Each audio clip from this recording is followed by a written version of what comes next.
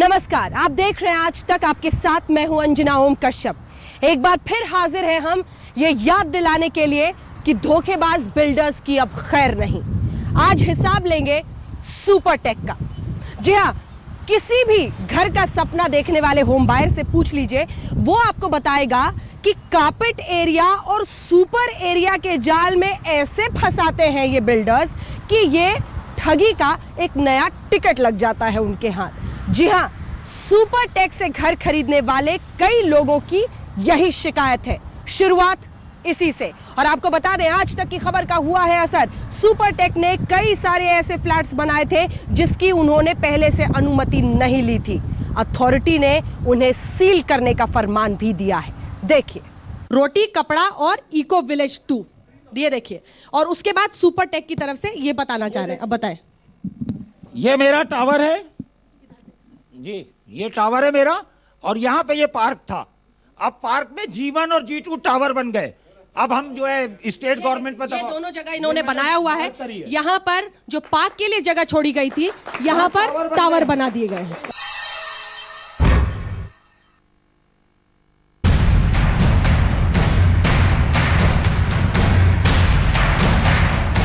ये है सुपरटेक के प्रोजेक्ट्स में घर बुक कराने वाले ग्राहक। रोटी कपड़ा और मकान के नाम पर दिखाए जाने वाला सपना झूठा साबित हुआ। जहां प्लान में पार्क की जगह थी, वहां भी कमाई की इमारत खड़ा कर दी। अप्रूवल था ही नहीं, लेकिन खाली जगह में भी बिल्डर को दिख गई नोटों की बारिश। दो नए टावर खड़े कर दिए गए। ऐसी ही धोखाधड़ी के खिलाफ आज तक की मुहिम का हुआ है असर। आज तक पर ऑपरेशन गृह प्रवेश शुरू होने का ऐसा असर हुआ कि नोएडा और ग्रेटर नोएडा अथॉरिटी भी अब धोखेबाज बिल्डर्स के गिरबान तक जा पहुंची है।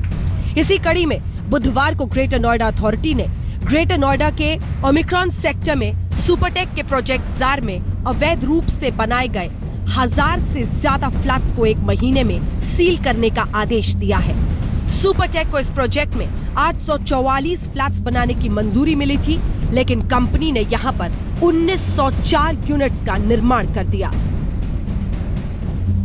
अब ग्रेटर नोएडा अथॉरिटी ने सख्त कार्रवाई करते हुए सुपरटेक को नोटिस भेजा है और 30 दिन में इस अवैध निर्माण पर जवाब तलब किया है। उनको नोटिस इशू किया गया कि वो आके चाहे तो एक्सप्लेन करें, नहीं तो 30 दिन के अंदर उस जो भी पोर्शन है उसको हम लोग अपना सील करेंगे, और सील करने के बाद अगर उनका जवाब संतोषजनक नहीं पाया जाता तो फिर आगे उसकी आवश्यक कार्रवाई करेंगे।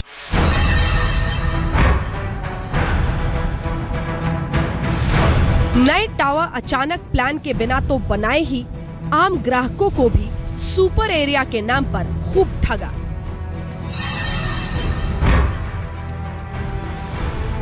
लोगों ने जैसे तैसे पैसों का बंदोबस्त किया और सुपरटेक है कि आखिरी किश्त वसूलने के वक्त बालकनी का एरिया बढ़ाकर लोगों की जेब से पैसे ऐंठने की घटिया चाल चल रहा है। बालकनी में एक्सटेंडेड बालकनी का हम लोग क्या करेंगे? इन्होंने सिर्फ पैसे कमाने के लिए ये एरिया बढ़ा दिया और इतना धोखा दिया इन्होंने बायर्स को। सुपरटेक सच में एक बहुत बड़ा धोखेबाज बिल्डर है जिसने लोगों के सपनों को, आप कह सकते हैं, चकनाचूर कर दिया। थोड़ा सा एरिया इंक्रीज किया, उसका उन्होंने 3 लाख रुपए के करीब। शिकायत सिर्फ ठगी की नहीं है, शिकायत ये भी है कि अपने आशियाने का जो सपना दिखाया था वो सपना पूरा होता हुआ दिख ही नहीं रहा है। जी हाँ, पैसे देने के बाद भी बरसों से लोग कर रहे हैं अपने घर का इंतजार। देखिए,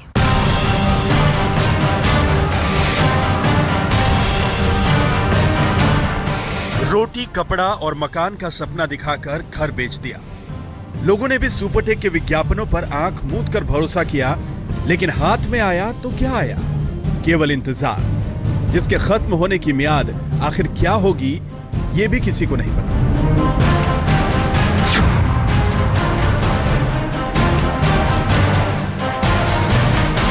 कुछ यही अंदाज है सुपरटेक ग्रुप के काम करने का। दावे इतने बड़े हैं कि नॉर्थ इंडिया का सबसे ऊंचा रिहायशी टावर नॉर्थ हाई सुपरटेक बना रही है। मिक्स्ड लैंड यूज की भारत की सबसे बड़ी इमारत सुपरनोवा भी सुपरटेक ही बना रही है। लेकिन वक्त पर पोजीशन देने के दावे के साथ रोटी कपड़ा और मकान बोलकर बेचे गए 1 BHK फ्लैट्स के ग्राहक 6 साल बीतने के बाद भी तरस रहे हैं कि आखिर घर मिलने से पहले सुपरटेक उन्हें और कितना लूटेगा। किसानों के विवाद से सिर्फ 1.5 साल तक नोएडा एक्सटेंशन में काम रुका रहा, लेकिन घर बनाने के लिए सुपरटेक को जो 4.5 साल मिले उसमें तो बात बनी ही नहीं। अभी तो 2 या 3 साल और लग सकते हैं लोगों को पोजीशन हासिल करने में।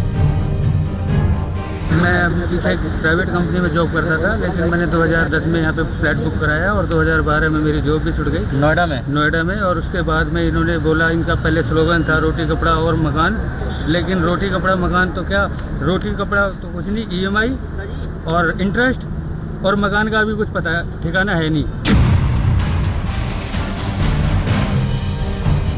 घर का बजट अब बिगड़ने लगा है, घर चलाना मुश्किल होता जा रहा है। जिस सुपरटेक पर यकीन किया था कि वो किराएदार से मकान मालिक बना देगा, जिसके बड़े बड़े दावों पर भरोसा करके किसी ने 1 BHK तो किसी ने 2 BHK बुक कराया था, वो सब अब पछता रहे हैं। आखिर कैसे बच्चों को पढ़ाया जाए, कैसे घर का सपना पूरा किया जाए, ये सोचकर लोगों का सिर चकरा रहा है।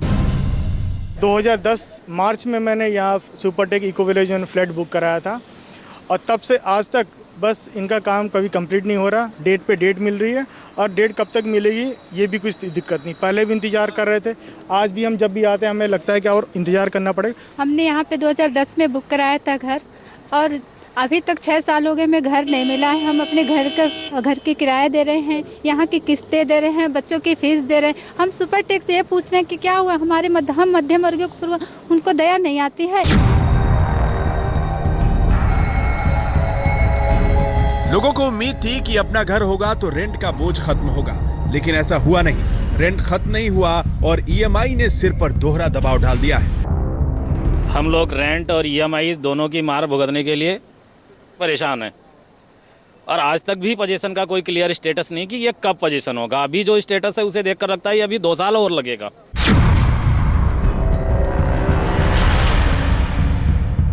सुपरटेक ने मकान बनाने का कारोबार तो किया, लेकिन कारोबार में सिर्फ झूठे वादे करके मकान बेचने का हुनर ही कंपनी ने बखूबी सीखा है। वक्त पर पोजीशन कैसे दिया जाता है, ये कला अब तक सुपरटेक ने नहीं सीखी, या कहें कि कंपनी की नीयत में ही खोट है। रोहित मिश्रा के साथ रजत सिंह, दिल्ली, आज तक। जवाब देना होगा सुपरटेक को। इतने सारे लोग और इतनी सारी परेशानियां, इन सब के बीच जवाब कोई नहीं दे रहा। एक ब्रेक के लिए हम रुक रहे हैं, लेकिन ब्रेक के उस पार जब लौटेंगे तो बात यहीं खत्म नहीं होती है। हम आपको बताएंगे सुपरटेक का एक कंपनी के रूप में पूरा हिसाब किताब। कितने प्रोजेक्ट्स कहां कहां पर लेट चल रहे हैं, घर मिलने की उम्मीद कितनी है। ब्रेक के बाद आप देखते रहिए ऑपरेशन गृह प्रवेश। उत्तराखंड मामले से जुड़ी हुई खबर है, जिसमें नैनीताल हाईकोर्ट ने केंद्र को फटकार लगाते हुए कहा है कि क्या केंद्र प्राइवेट पार्टी है, ये सवाल in a sense did not reflect the true Indian cultural ethos, did not represent our plurality. But do you believe that Asauddin Owaisi, because he